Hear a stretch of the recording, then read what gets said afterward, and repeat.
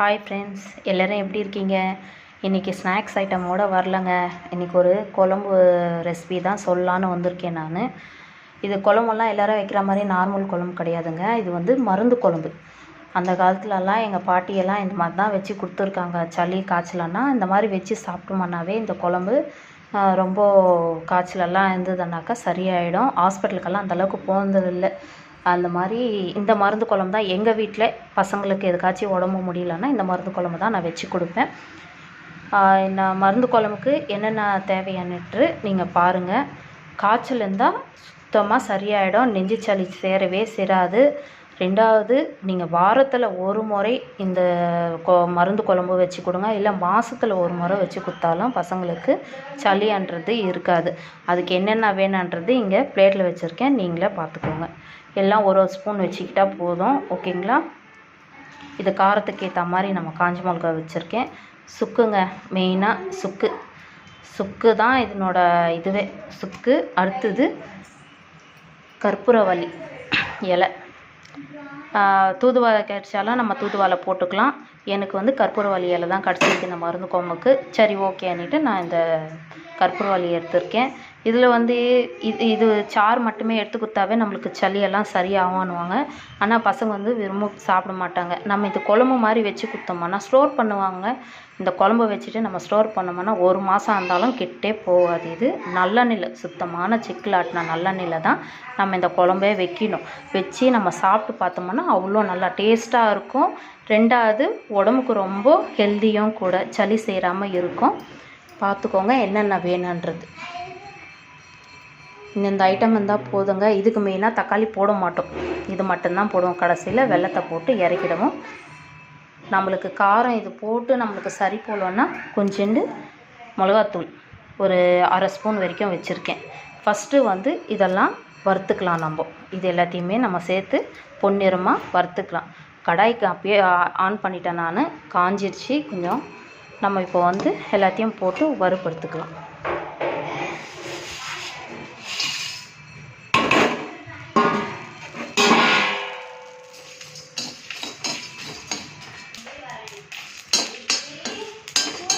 நல்லா இது வறுத்துக்கானாங்க.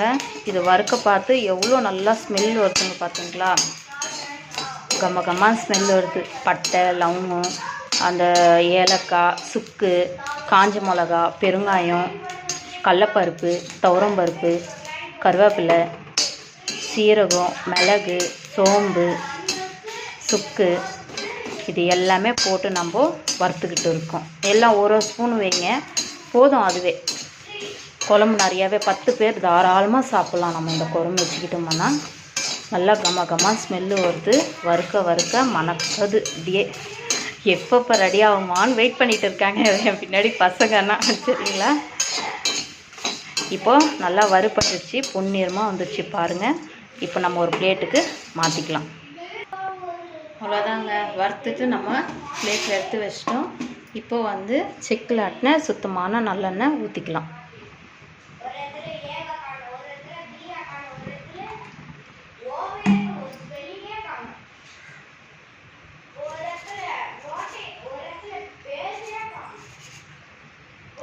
எண்ணெய் காஞ்சி வருது. காஞ்சி வந்த உடனே நம்ம இந்த இதுவெல்லாம் போட்டுக்கலாங்க. தாளிப்போம் இல்லையா? அதே தான்.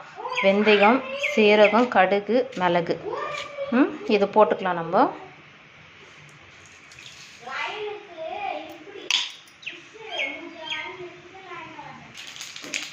கடுகு நல்லா பொரியுதுங்க.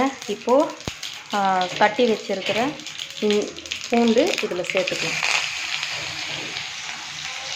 அப்புறம் சின்ன வெங்காயம் தோல் உரித்து நல்லா க்ளீன் பண்ணி சுத்தம் பண்ணி வச்சுருக்கேன். சின்ன வெங்காயமும் சேர்த்துக்கலாம். சின்ன வெங்காயம் வந்து நான் 2 கைப்பிடி அளவுக்கு சேர்த்துருக்கேன். பூண்டு வந்து 1 கைப்பிடி அளவுக்கு சேர்த்துருக்கேன். கூடயே கருவேப்பிலையும் சேர்த்துக்கலாம். இதுவும் நல்லா வறுத்துக்கலாம். கருவேப்பிலை போட்டேன் இல்லைங்களா? ஒரு 2 பச்சை மிளகா வந்து கிள்ளி வச்சுருக்கேங்க. கூடயே அந்த கற்பூரவள்ளியும் அரிஞ்சு வச்சுருக்கேன் பொடுசாக. நீங்கள் வேணும்னா அரைச்சிக்கானே ஊற்றிக்கலாம், அவங்க பசங்க சாப்பிட மாட்டாங்கன்னா. இது வந்து நம்ம வதக்க பார்த்து ஃபுல்லாகவே வதங்கிடும். நம்ம அரைச்சியும் ஊற்றிக்கலாம், இல்லைன்னா அப்படியே அரிஞ்சியும் போட்டுக்கலாம். நான் அரிஞ்சு தான் போடுவேன். சும்மா டேஸ்ட்டுக்கு இது இந்த குழம்புல வந்து பச்சை மிளகா போட்டால் நல்லாயிருக்கும் சாப்பிட்றதுக்கு. அதனால தான் காரம் இல்லாத பச்சை மிளகாவை போட்டுருக்கேன் நான். 2 பச்சை மிளகா சின்ன சின்னதாக கட் பண்ணி போட்டுருக்கேன்.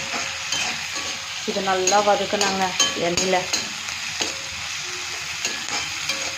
நல்லா வறுப்பட்டதுக்கப்புறமா தான் நம்ம அடுத்தது இந்த இது புளி கரைசல் ஊற்றணும். ஓகேங்களா? இது ஃபஸ்ட்டு வறுப்பட்டோம்.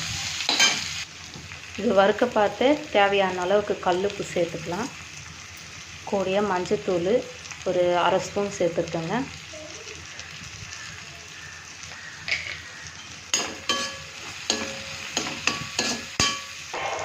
நல்லா வறுப்பட்டுட்டு இருக்குங்க. நல்லா வதங்கட்டும். இது வதங்க பார்த்து நம்ம இது நல்லா ஆறிடுச்சு. இது வந்து நல்லா பவுடராக மிக்ஸி போட்டுன்னு வந்துடலாம்.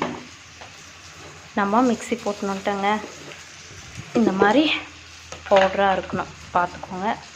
இந்த மாதிரி பவுட்ரு இருக்கணும். இது நான் ரெடி பண்ணியிருக்கிறது பவுட்ரு அதிகமாகவே இருக்குது. நான் வேணுன்னா கொட்டி பார்க்குறேன், கரெக்டாக. நம்மளுக்கு இந்த அளவுக்கு தேவைப்படாது. இதில் ஒரு 3 டேபிள் ஸ்பூன் மட்டும் போட்டுக்கலாம். மீதி வந்து நம்ம அப்படியே டப்பாவில் ஸ்டோர் பண்ணி வச்சோம்னா கொஞ்சம் சூடாக இருக்குது. ஆறுனதுக்கப்புறமா வெதுன்னு இருக்குது சூடு, மிக்ஸி போட்டதுனால. ஆறுனதுக்கப்புறமா நம்ம வந்து ஒரு டப்பாவில் ஸ்டோர் பண்ணி வச்சிடலாம். ஓகேங்களா? ஸ்டோர் பண்ணி வச்சுக்கோன்னா யூஸ் ஆகும். அப்பப்போ காரக்குழம்பு வைக்கிறப்பெல்லாம் போட்டுக்கலாம், இல்லை மருந்து குழம்பு வைக்கிறப்பையும் நம்மளுக்கு யூஸ் ஆகும். இதில் ஒரு 3 ஸ்பூன் மட்டும்தான் நம்ம குழம்புல போட போகிறோம். பக்கத்துலேயே எதுவும் வதங்கிட்டா பார்க்கலாமா? இன்னும் ஒரு 5 மினிட்ஸ் வதங்கணும். அதனால் வதங்கட்டும். இது ஒரு பக்கம். இது நல்லா வதங்கிடுச்சுங்க. இப்போ வந்து புளி தண்ணி ஆட் பண்ணிக்கலாம். ஒரு நெல்லிக்காய் சைஸு புளி எடுத்துக்கோங்க, போதும். நான் அந்த அளவுக்கு தான் போட்டு ஊற வச்சுருக்கேன். அடியில் வந்து அப்படியே சாய்ச்சிடாதீங்க. கொஞ்சம் நரான்னு இருக்கிறனால அப்படியே இழுத்துட்டு அடியில் எடுத்துடலாம். இது அது தேவையில்லாது நம்மளுக்கு. அது கொஞ்சமாக தண்ணி ஊற்றி நல்லா திக்காக கரைச்சி வச்சுக்கிட்டோம்னா போதுங்க. சீக்கிரமாக நம்ம வந்து குக்காயிடும் இது. ஏன்னா தண்ணி கொஞ்சமாக ஊற்றினோம்னா தான் டக்குன்னு அந்த புளி கரைசல்ன்றது கொஞ்சம் திக்கான பக்குவத்துக்கு கரைச்சிடும். இப்போ வந்து அந்த பொடியை அரைச்சி வச்சுருக்கோம் இல்லையா, மருந்து, இது வந்து நம்ம ஆட் பண்ணிடலாம்.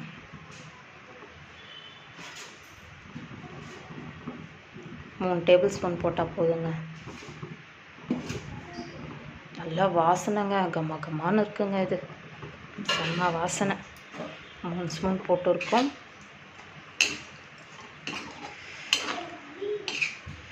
இது இப்போ நல்லா கொதிக்கணுங்க.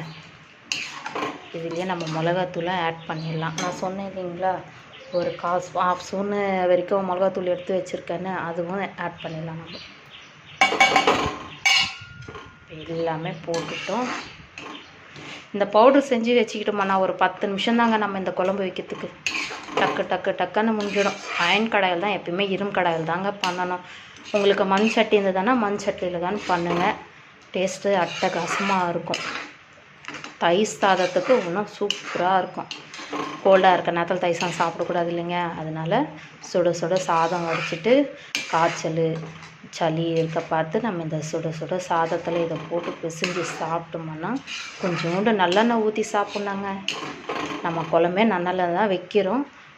அந்த நல்லெண்ணெயில் கூட நம்ம சுட சாதத்துலேயும் நல்லெண்ணெய் சேர்த்துக்கிட்டோம்னா இன்னும் சூப்பராக இருக்கும் இந்த குழம்பை ஊற்றி சாப்பிட பார்த்து. குழம்பு ரெடி ஆகிடுச்சிங்க, வாங்க பார்க்கலாம்.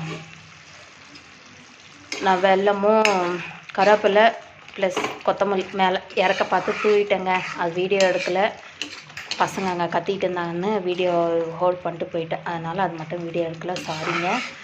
நீங்கள் இறக்க பார்த்து வெல்லமும் கொத்தமல்லி கருவேப்பிலையும் போட்டுக்கோங்க. அவ்வளோதான், நம்மளோட குழம்பு ரெடி ஆகிடுச்சி. இப்போ பாப்பாவுக்கு பக்கத்துலேயே நிற்கிறா, மா டேஸ்ட் பண்ணுறேன் கொடுமான்னுட்டு.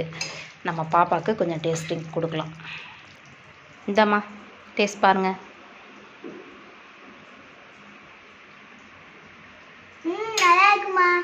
எப்படி இருக்கு? சூப்பரா இருக்கு. சூப்பராக இருக்காங்க. பார்த்தீங்களா, கண்ணில் பார்த்தீங்களா, அப்படியே பல்ப் எரியுது. எப்போ சாப்பிட்லான்னு வெயிட் பண்ணிட்டு இருக்காங்க.